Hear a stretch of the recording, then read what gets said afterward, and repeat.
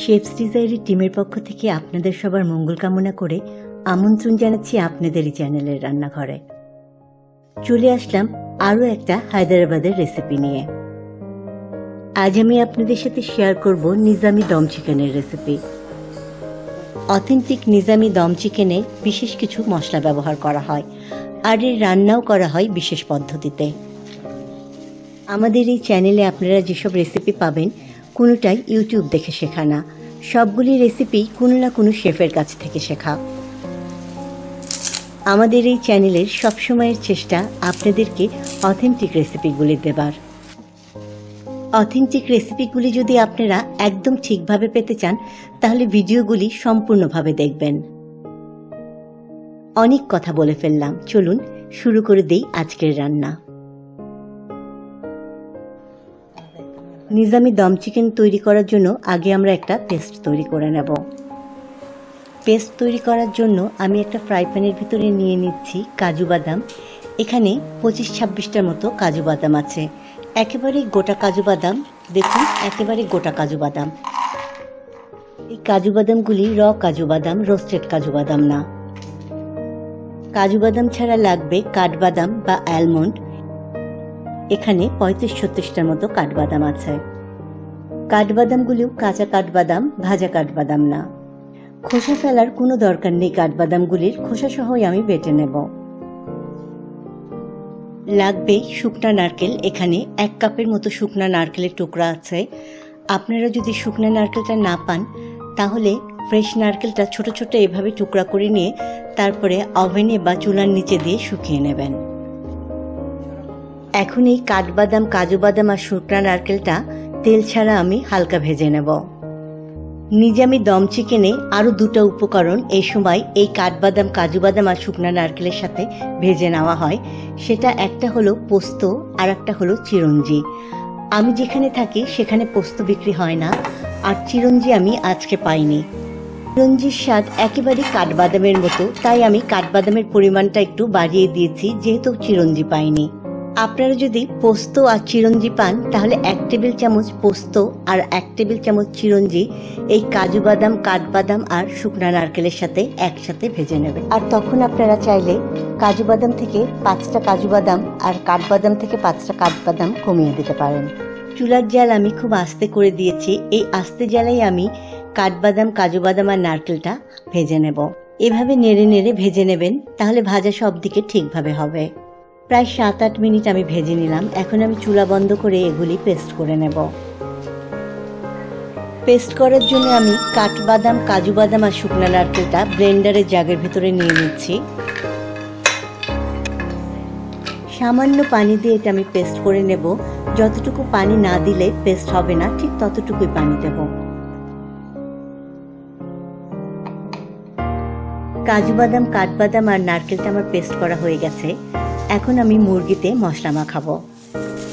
আমি 1 কেজি মাপের একটা মুরগি নিয়েছি। এটা ব্রয়লার মুরগি। মুরগিটা আমি 10 টুকরা করে নিয়েছি। রেগুলার রান্নায় মুরগি যেভাবে আমরা টুকরা করে নেই সেভাবেই টুকরা করে নিয়েছি। মুরগিটা ভালোভাবে ধুয়ে আমি পরিষ্কার করে রেখেছি। দিয়ে দিচ্ছি 1 কাপ ড্রাই রোজ পেটাল বা 1 কাপ গোলাপ ফুলের শুকনা পাপড়ি।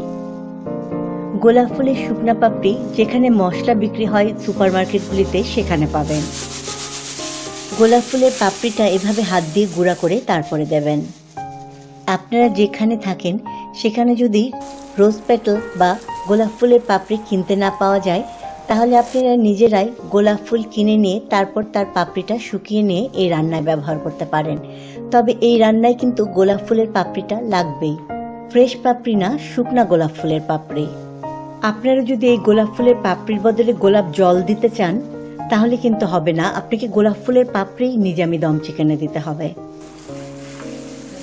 দিয়ে দিচ্ছি 1 টেবিল চামচ রসুন বাটা, 1 টেবিল চামচ আদা বাটা, দিয়ে দিচ্ছি 2 চা চামচ লবণ। লবণটা আপনারা আপনাদের স্বাদ অনুযায়ী দেবেন। দিচ্ছি 1 চা চামচ ধনে গুঁড়া, আধা চা চামচ হলুদ গুঁড়া, 1 চা চামচ লাল মরিচের গুঁড়া, 1 টেবিল চামচ কাশ্মীরি মরিচের গুঁড়া। কাশ্মীরি মরিচের গুঁড়া ঝাল হয় না, কাশ্মীরি মরিচের গুঁড়া দেওয়া হয় তরকারিতে খুব সুন্দর একটা রং হয় সেজন্য। দিচ্ছি 1 চা চামচ গরম মশলা। এই গরম মশলাটা বাজারে যে গরম মশলা কিনতে পাওয়া যায় সেই গরম মশলা। দিচ্ছি 1 কাপ টক দই। টক দইটা ফেটিয়ে তারপরে দেবেন। যদি না ফেটিয়ে দেন তাহলে কিন্তু রান্নার সময় দইটা ফেটে ছানার মতো হয়ে যাবে। দিয়ে দিচ্ছি কাজু বাদাম, কাঠবাদাম আর শুকনা নারকেলটা হালকা ভেজে যে পেস্ট করে নিলাম সেই পেস্টটা। কাজু বাদাম, কাঠবাদাম, শুকনা নারকেলের বাটা বা পেস্টটা যার ভিতরে থাকবে সেটা একেবারে মুছেই নিয়ে নেবেন, যেন সামান্যতম পেস্ট বা বাটাটা রান্নার ভিতরে কম না পড়ে। কিন্তু পানি দিয়ে ধুয়ে তারপরে দেবেন না। এই রেসিপিতে কোনো পানি ব্যবহার করা হবে না। মাংস রান্না হবে পুরাপুরি টক দইয়ের ভিতরে যে পানিটুকু আছে সেই পানিতে, মুরগির মাংস থেকে যে পানি বের হবে রান্নার সময় সেই পানি দিয়ে, আর রান্নার সময় যে হাঁড়ির ভিতরে ভাপটা হবে সেই ভাপেই সম্পূর্ণভাবে রান্না হয়ে যাবে মুরগিটা। দিচ্ছি 1.5 কাপ পেঁয়াজ বেরেস্তা। পেঁয়াজ বেরেস্তা হাতের ভিতরে নিয়ে ঠিক এইভাবে হাত দিয়ে গুঁড়া করে তারপরে মাংস দেবেন। পেঁয়াজ বেরেস্তা এভাবে গুঁড়া করে দিলে পেঁয়াজ বেরেস্তার গন্ধ মাংসের ভিতরে অনেক বেশি বের হয়। এখন এই মাংসের ভিতরে দিয়ে দেব কিছু ধনেপাতা কুচি, পুদিনা পাতা কুচি আর কাঁচামরিচ কুচি। আমি এখানে 1 কাপ ধনেপাতা খুব মিহি কুচি করে নিয়েছি, আধা কাপ পুদিনা পাতা কুচি করে রেখেছি, 6টা কাঁচামরিচ একদম মিহি কুচি করে নিয়েছি। এই মরিচগুলি বেশি ঝাল না।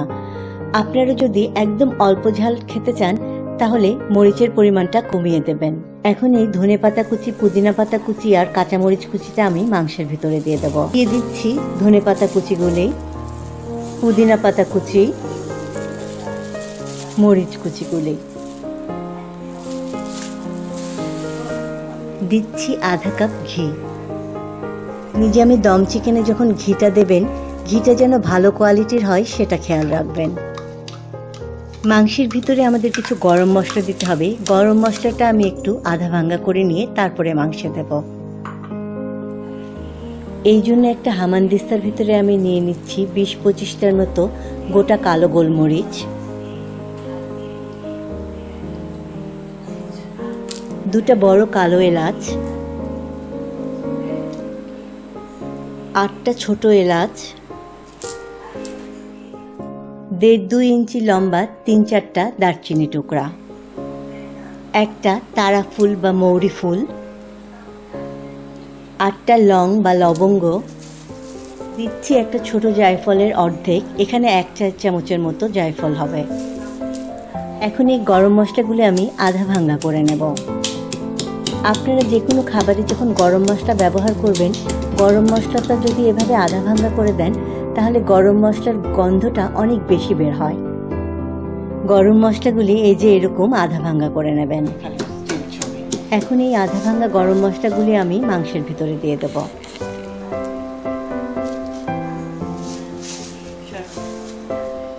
এখন মাংসের সাথে সমস্ত মশলা খুব ভালোভাবে মিশিয়ে নেব। 2 হাত দিয়ে ভালোভাবে কচলিয়ে কচলিয়ে মশলাটা মাংসের সাথে মাখিয়ে নেবেন। 6-7 মিনিট আমি এভাবে ঘষে ঘষে মশলাটা মাংসের সাথে মাখিয়ে নেব। তাড়াহুড়া করবেন না, নিজামি দম চিকেনে কিন্তু মশলাটা এভাবে 2 হাত দিয়ে অনেকক্ষণ ধরে মাখানো হয়। এভাবে 2 হাত দিয়ে অনেকক্ষণ ধরে মশলাটা মাংসের সাথে মাখানো নিজামি দম চিকেনের বিশেষত্ব। খেয়াল করুন আপনারা, মাংসের সাথে মশলাগুলি আমি কিভাবে একেবারে ঘষে ঘষে মিশাচ্ছি। তবে মশলা মাখিয়ে মাংসটা আমি 2-3 ঘন্টা রেস্টে রাখবো। আপনাদের হাতে সময় না থাকলে মিনিমাম 1 ঘন্টা হলেও আপনারা মশলাটা এভাবে মাখিয়ে রাখবেন। আপনারা চাইলে মশলা মাখিয়ে ফ্রিজে রেখে দিয়ে পরের দিন রান্নাটা করতে পারেন, কোনো অসুবিধা হবে না। দিয়ে দিচ্ছি 2টা তেজপাতা, টুকরা করে দিচ্ছি তেজপাতাটা আপনারা ঠিক রান্না যখন শুরু করবেন তখনও দিতে পারেন, আবার গরম মশলাগুলো যখন আগে দিয়েছি তখনও দিতে পারেন। রান্না 2-3 ঘন্টা পরে করব, তখন যদি আর তেজপাতা দেওয়ার কথা মনে না থাকে তাই আমি এখনই হাঁড়ির ভিতরে তেজপাতাটা দিয়ে রাখছি। মাংসটা এখন আমি ঢাকনা দিয়ে রেখে দেবো। 2-3 ঘন্টা পরে এসে আমি রান্না করব।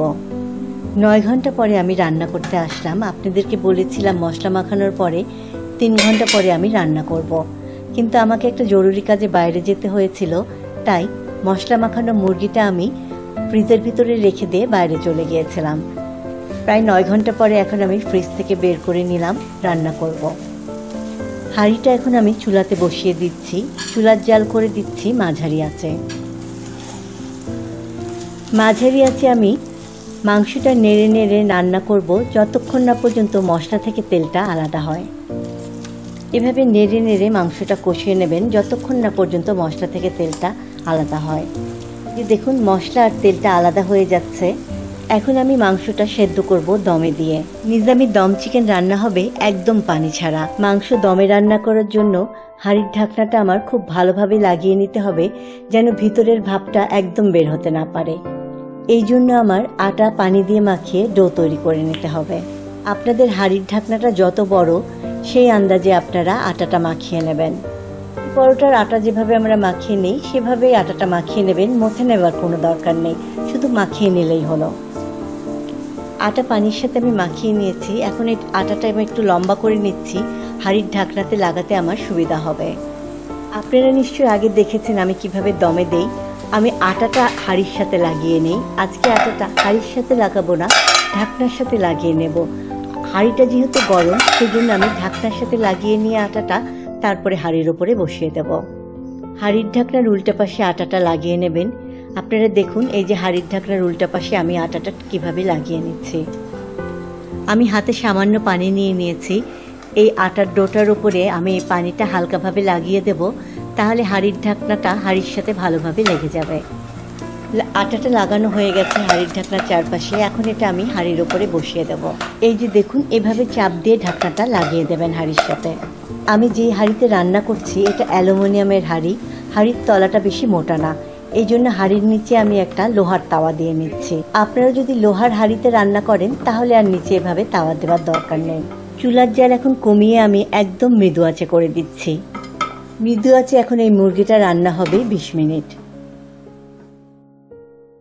20 মিনিট হয়ে গেছে, আমি চুলা বন্ধ করে দিচ্ছি। এখনই আমি ঢাকনা খুলবো না, 20-25 মিনিট পরে আমি হাঁড়ির ঢাকনা খুলব। 25 মিনিট পর আমি হাঁড়ির ঢাকনাটা খুলতে আসলাম। আটাটা চাকু দিয়ে এভাবে কেটে নিয়ে হাঁড়ি থেকে ঢাকনাটা আলাদা করে ফেলবেন। মাংসের যে কি লোভনীয় একটা গন্ধ বের হয়েছে, আপনারা নিজেরা যখন রান্না করবেন তখন বুঝবেন কীরকম লোভনীয় গন্ধ। মাংস রান্না হয়ে গেছে, কিন্তু এখনও নিজামি দম চিকেন তৈরি হয়নি। এখনও আমাদের একটা প্রসেস বাকি। মাংসে আমি কয়লার ধোয়া দেব, এই জন্য একটা কয়লা আমি আগুন জ্বালিয়ে নেব। তার আগে আমি হাঁড়ির ভিতরে একটা ফয়েল বাটির মতো করে দিয়ে মাংসের মাঝখানে দিয়ে দিচ্ছি। ফয়েল না দিয়ে কয়লা রাখা যায় এমন অন্য কিছুর ওপরেও আপনারা কয়লা দিয়ে তারপরে ধোঁয়াটা দিতে পারেন। একটা কয়লা চুলার ভিতরে দিচ্ছি কয়লাতে আগুন লাগানোর জন্য। কয়লায় আগুন লেগেছে, এখন এই কয়লাটা আমি মাংসের ভিতরে যে ফয়েলটা রেখেছি তার ভিতরে দিয়ে দেব। কয়লাটা ফয়েলের ওপরে রেখেই এর ভিতরে দিয়ে দিচ্ছি আধা 4 চামচের মতো ঘি। ঘি দেবার সাথে সাথেই কয়লা থেকে ধোঁয়া বেরোতে শুরু করবে। ধোঁয়াটা যেন বের হয়ে যেতে না পারে তাই ঢাকনাটা পাশেই রাখবেন। ঘিটা দিয়েই সাথে সাথে ঢাকনা দিয়ে হাঁড়িটা বন্ধ করে দেবেন।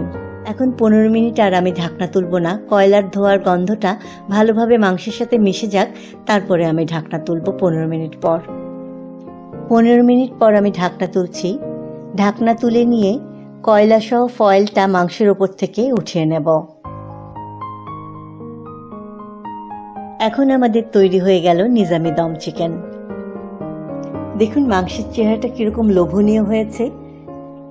নিজামি দম চিকেন ভাতের সাথেও ভালো লাগে, পোলাওয়ের সাথেও ভালো লাগে, তবে আমার বেশি ভালো লাগে নিজামি দম চিকেন পরোটা, নান, রুটি এসবের সাথে।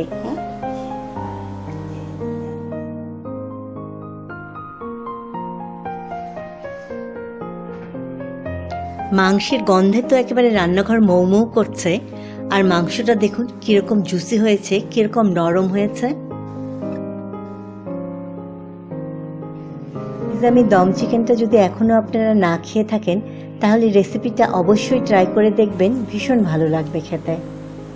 সামনে আপনাদের জন্য নিয়ে আসবো আরও নানা ধরনের রেসিপি, আর সবগুলিই থাকবে একেবারেই অথেন্টিক রেসিপি। আপনারা যদি ভোজন বিলাসী হন আর যদি অথেন্টিক রান্নার রেসিপির খোঁজে থাকেন তবে আমাদের টিমের সাথেই থাকবেন। ভালো থাকবেন, নির্ভেজাল খান, সুস্থ থাকুন। আল্লাহ হাফেজ।